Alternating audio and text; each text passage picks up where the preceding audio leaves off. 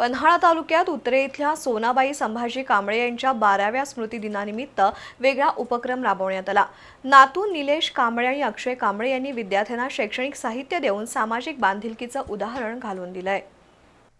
पन्हाळा तालुक्यातील उतरे गावातील सामाजिक कार्यकर्ते निलेश कांबळे आणि अक्षय कांबळे यांनी आपल्या आजी सोनाबाई कांबळे यांच्या स्मृतिदिनानिमित्त सामाजिक उपक्रम राबवला।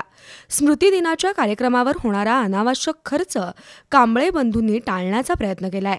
त्याच खर्चातून उतरे गावातील प्राथमिक शाळेतील विद्यार्थ्यांना शैक्षणिक साहित्याचं वाटप केलं।